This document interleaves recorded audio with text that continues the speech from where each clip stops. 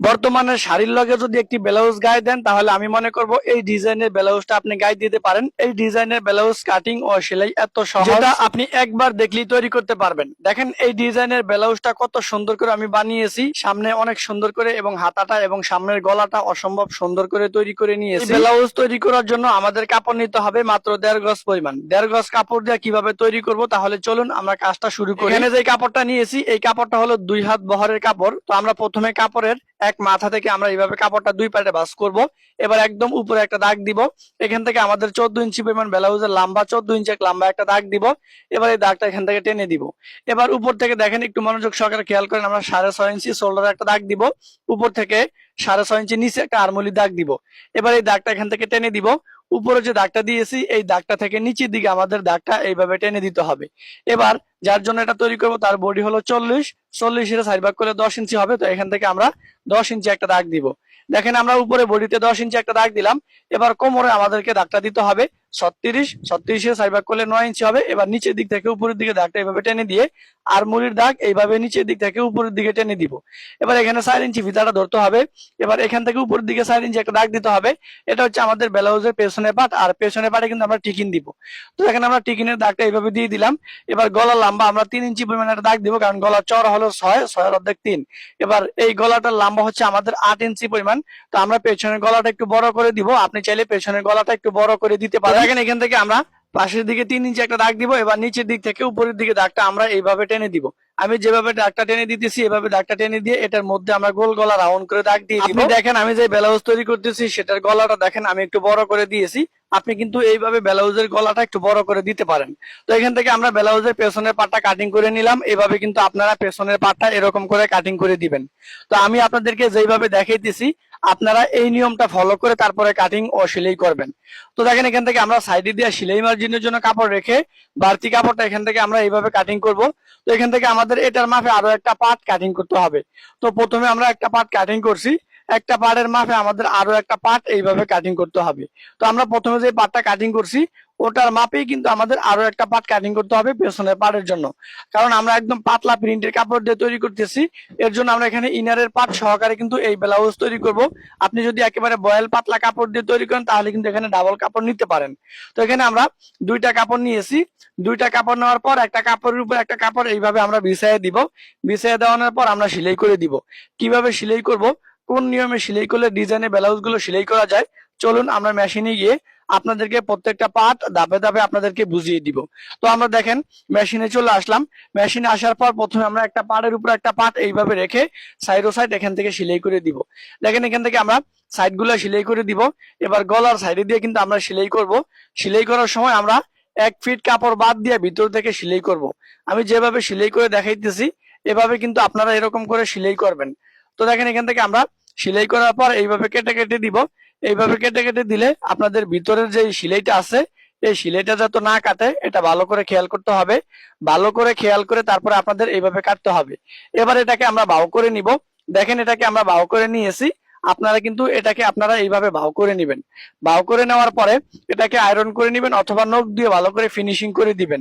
দেখেন আমি নখ দিয়ে ভালো করে ফিনিশিং করে দিয়েছি। এভাবে কিন্তু আপনারা নখ দিয়ে ভালো করে ফিনিশিং করে দিবেন। এরপর আমাদের একেবারে কানি দিয়ে সাপ সেলাই করতে হবে। দেখেন আমি একেবারে কানি দিয়ে সাপ সেলাই করতেছি। আপনারা এইভাবে একেবারে কানি দিয়ে সাপ সেলাই করবেন।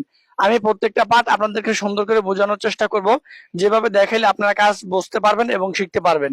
তো দেখেন আমরা কানি দিয়ে এভাবে ঘুরিয়ে ঘুরিয়ে সেলাই করে দিব, সাপ সেলাইটা করে দিব। আপনারা কিন্তু এভাবে কানি দিয়ে ঘুরিয়ে ঘুরিয়ে সাপ সেলাইটা করে দিবেন। এবার এখান থেকে আমাদের ব্লাউজের পেছনে পাটে যেই হচ্ছে টিকিন, 2টা টিকিন এখান থেকে আমরা নিচের দিক থেকে উপরের দিকে 4 ইঞ্চি পরিমাণ লম্বা দিব। দোনো পাশে আমরা যে টিকিন দিয়েছি এই টিকিন গুলাকে আমরা এইভাবে উল্টো দিক থেকে দিব।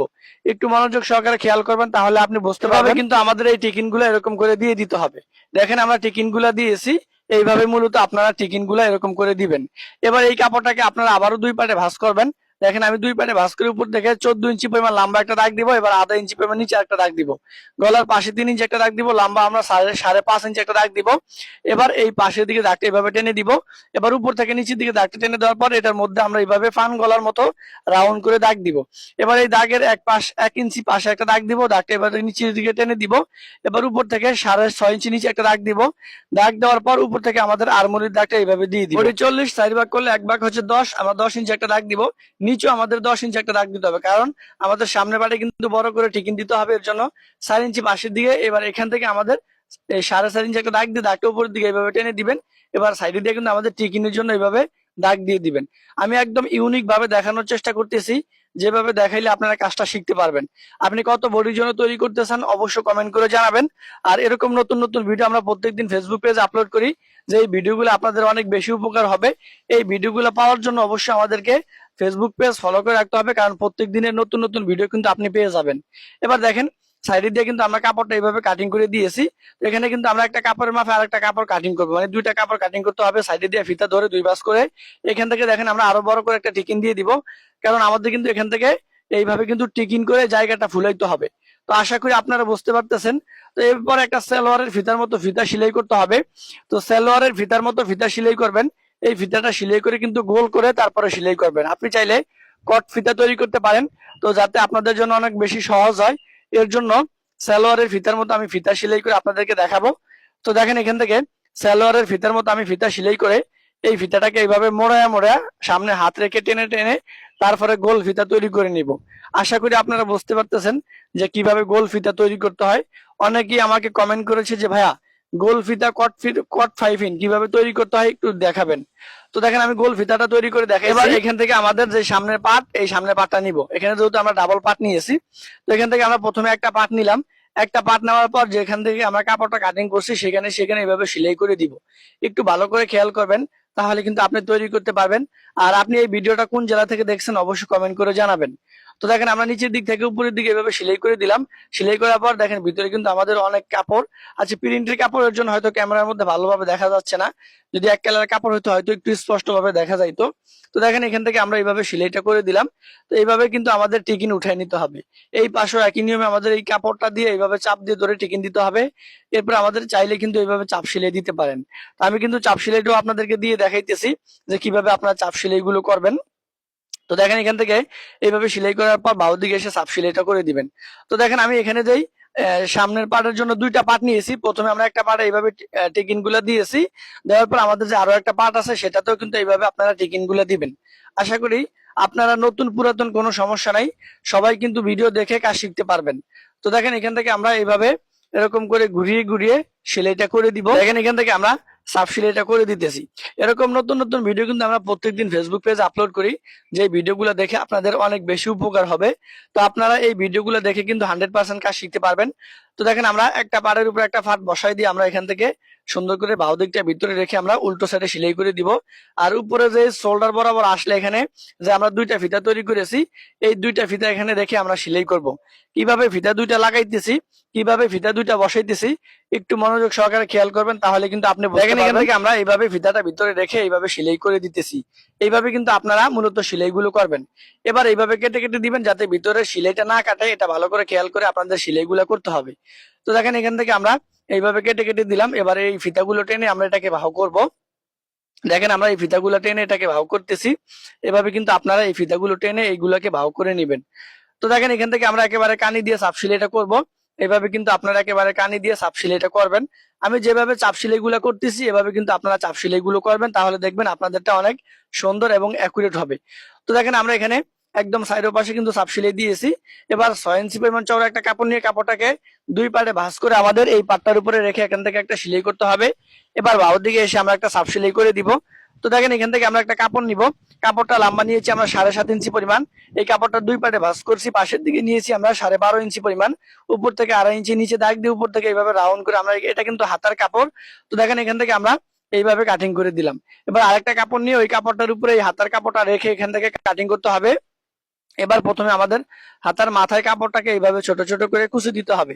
এই কুচিগুলো এমন ভাবে দিব যেন দোনোটা হাতার মাথায় যে কুচি, এই কুচিগুলা যাতে সমান থাকে। তো দেখেন আমি মাপ দিয়ে দেখলাম সমান আছে। এরপর এখান থেকে 5 ইঞ্চি পরিমাণ চওড়া একটা কাপড় নিয়ে কাপড়টাকে দুই পাটে ভাঁজ করে আমাদের এখান থেকে সেলাই করতে হবে। দেখেন আমরা সেলাই করে দিয়েছি। এবার এই কাপড়টা আমরা বাহুর দিকে নিয়ে আসবো। বাহুর দিকে নিয়ে এসে এখানে দুই পাটে ভাঁজ করে এখান থেকে আমরা একটা সাফ সেলাই দিয়ে দিব। একই নিয়মে কিন্তু আমাদের দোনোটা হাতার মাথায় যে কুচি আছে একই নিয়মে লাগাইতে হবে। তো দেখেন এখান থেকে আমরা হাতার মাথার কাপড়টা এইভাবে ভাঁজ করব। ভাঁজ করে এখান থেকে কুচির উপরে এইভাবে সেলাই করে দিব। তো এত বড় যদি ভিডিও ফেসবুকে আপলোড দেয় আপনারা কিন্তু ফুল ভিডিও দেখবেন না, এর জন্য আমি প্রথম পার্টটা আপলোড করেছি। পরের পার্টটা যদি আপনি দেখতে চান তাহলে এই ভিডিওতে কমেন্ট করবেন, আমি অবশ্যই আপনাদেরকে ভিডিও বানাইয়া দেখাবো।